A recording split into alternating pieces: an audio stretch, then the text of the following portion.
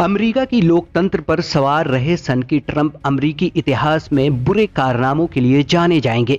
लेकिन सबसे बड़ा सवाल यह है कि जिस सन की ट्रंप ने भारत और अमेरिका के रिश्तों के बीच दीवार खड़ी की है, उसका क्या होगा। ह्यूस्टन से लेकर अहमदाबाद तक ट्रंप को भारतीयों और अमेरिकियों का नेता बताने वाले मोदी जी का क्या होगा, क्योंकि अब उनके मित्र ट्रंप की हवा निकल चुकी है।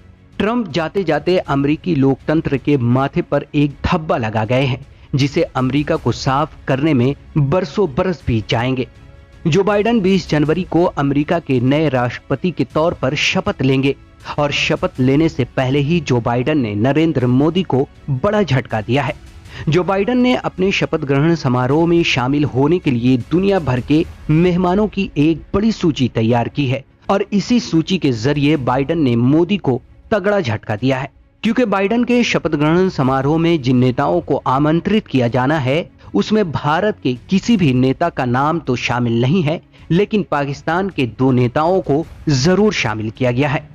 हम आपको बताएंगे कि जो बाइडेन ने किन पाकिस्तानी नेताओं को अपने शपथ ग्रहण समारोह में बुलाया है, लेकिन उससे पहले देश की राष्ट्रवादी मोदी सरकार और फर्जी सुपारी संपादकों और पत्तलकारों के बारे में कुछ बताते चले। हाउडी मोदी वाला सब चंगा सी तो याद ही होगा। चलिए, अगर ये याद नहीं है तो नमस्ते ट्रंप तो याद ही होगा। अहमदाबाद का मोटेरा स्टेडियम और देश के 1.25 लाख अंधभक्त मूर्ख पापा और चाचा को नमस्ते करने पहुंचे थे। जब दुनिया कोरोना जैसी महामारी के संक्रमण से निपटने के लिए उपाय ढूंढ रही थी, तब दुनिया के 2 सबसे बड़े मूर्ख दुनिया को ये संदेश दे रहे थे कि दुनिया के 2 बड़े सुपर पावर आज इकट्ठा हैं। जिस वक्त अहमदाबाद के स्टेडियम में नमस्ते ट्रंप हो रहा था, उसी वक्त देश के फर्जी राष्ट्रवादी और सुपारी संपादक ये कहते नहीं थक रहे थे कि भारत अब एक सुपर पावर बन गया है, क्योंकि ट्रंप को मोदी पसंद है, पाकिस्तान की अब हवा उखड़ जाएगी। लेकिन उसी अहमदाबाद के मोटेरा स्टेडियम में ट्रंप ने भक्तों के पापा के मुंह पर एक झन्नाटेदार तमाचा जड़ते हुए पाकिस्तानी पीएम इमरान खान को अपना दोस्त बताया था। ट्रंप का इससे भी दिल नहीं भरा तो मोदी को दुनिया का सबसे बड़ा झूठा इंसान करार दे दिया। खैर, ये तो एक काला इतिहास है। जिस वक्त अमेरिका में राष्ट्रपति के लिए हुए चुनाव के मतों की गिनती हो रही थी, उसी वक्त देश के कुछ फर्जी राष्ट्रवादी संपादक और पत्तलकार के अनेकों रंग देखने को मिल रहे थे। डीएनए वाला तिहाड़ी बाबा बाइडेन की सोच पर डीएनए कर रहा था और भारत से संबंध बेहतर बनाने के लिए जो बाइडेन पर दबाव बना रहा था। उसी वक्त इसी तिहाड़ी चैनल में एक बार फिर से मुस्लिम वर्सेस राष्ट्रपति की एंट्री होती है। फर्जी राष्ट्रवादी ताल ठोक कर कहता है कि अमेरिका में राष्ट्रवाद की जीत होगी या फिर मुस्लिम कार्ड की, लेकिन डीएनए वाले चैनल के अनुसार अमेरिका में मुस्लिम कार्ड जीत गया और फर्जी राष्ट्रवाद हार गया।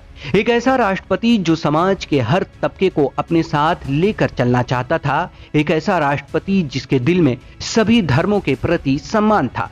बाइडेन की जीत पर तिलमिलाई भारतीय मीडिया को न उगलते बन रहा था न निगलते बन रहा था। राष्ट्रवाद का तमगा उठाए सुपारी संपादकों को अपने भक्तों को परोसने के लिए कुछ नहीं था। इसीलिए डीएनए वालों ने भक्तों को खुश करने के लिए बाइडेन की जीत पर यह दोस्ती पुरानी है का लॉलीपॉप थमा दिया। लेकिन जब वही पुराने दोस्त ने भारत को तगड़ा झटका दिया है ये सभी जानते हैं कि जो बाइडेन का पाकिस्तान की तरफ पुराना झुकाव रहा है। पाकिस्तान ने सन 2008 में जो बाइडेन को देश के दूसरे सर्वोच्च नागरिक सम्मान हिलाल पाकिस्तान से सम्मानित किया था। अब खबर यह है कि जो बाइडेन ने अपनी पुरानी दोस्ती निभाते हुए 20 जनवरी को अपने शपथ ग्रहण समारोह में पाकिस्तान के 2 बड़े नेता को शामिल होने के लिए आमंत्रित किया है। अब खबर यह है कि जो बाइडेन ने अपनी पुरानी दोस्ती निभाते हुए 20 जनवरी को अपने शपथ ग्रहण समारोह में पाकिस्तान के 2 बड़े नेता को शामिल होने के लिए आमंत्रित किया है, जिससे भाजपा सरकार की सिट्टी बिट्टी गुम हो गई है। फर्जी पत्तलकारों के कबाड़ खानों में भी भगदड़ मच गई है। यह एक और बात आपको बताते चले कि अमेरिका के नवनिर्वाचित राष्ट्रपति जो बाइडेन और उपराष्ट्रपति कमला हैरिस मोदी की नीतियों के आलोचक रहे हैं। चाहे वो जम्मू कश्मीर के विशेष दर्जे को खत्म किया जाना हो या फिर राष्ट्रवादी सरकार द्वारा लाए गए काले नागरिकता संशोधन कानून, जो बाइडेन और कमला हैरिस ने मोदी सरकार द्वारा लिए गए इन दोनों ही फैसलों पर कड़ी आपत्ति जताई थी और खुलकर इन दोनों ही फैसलों का विरोध किया था। अमेरिका की नवनिर्वाचित उपराष्ट्रपति कमला हैरिस ने जम्मू कश्मीर से 370 को हटाए जाने और वहां पाबंदी लगाए जाने को मानवाधिकार का हनन और उल्लंघन करार दिया था। वियोन यानी world is world media news house की खबरों के अनुसार जो बाइडेन और कमला हैरिस ने अपने शपथ ग्रहण समारोह में पाकिस्तान के विपक्षी पार्टी पाकिस्तान पीपुल्स पार्टी के चेयरपर्सन बिलावल भुट्टो और पाकिस्तान के पूर्व राष्ट्रपति आसिफ अली जरदारी को न्योता भेजा है। वियोन यानी world is world media news house की खबरों के अनुसार जो बाइडेन और कमला हैरिस ने अपने शपथ ग्रहण समारोह में पाकिस्तान के विपक्षी पार्टी पाकिस्तान पीपल पार्टी के चेयरपर्सन बिलावल भुट्टो और पाकिस्तान के पूर्व राष्ट्रपति आसिफ अली जरदारी को न्योता भेज मोदी को यह संदेश दिया है कि मोटेरा से ह्यूस्टन तक जो गंद फैलाई गई थी उसे साफ करने का वक्त आ गया है। हालांकि पाकिस्तानी पीएम इमरान खान भी जो बाइडेन के मेहमानों की सूची से बाहर हैं और ये कहा जा सकता है कि जिस वक्त जो बाइडेन अमेरिका के उपराष्ट्रपति और आसिफ अली जरदारी पाकिस्तान के राष्ट्रपति थे उस वक्त इन दोनों ही नेताओं के व्यक्तिगत संबंध रहे होंगे। इसीलिए बाइडेन ने आसिफ अली जरदारी और उनके पोते बिलावल भुट्टो को आमंत्रित किया है। देश के कुछ फर्जी पत्रकार और विशेषज्ञ ट्रंप के कार्यकाल के दौरान ये कह रहे थे कि भारत और अमेरिका के संबंध अब एक ऐसे शिखर पर पहुंच गए हैं जहां से पीछे मुड़कर नहीं देखा जाएगा, लेकिन इसके विपरीत होता दिखाई दे रहा है।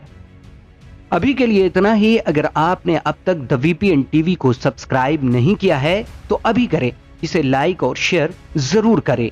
तब तक के लिए दीजिए इजाजत। नमस्कार।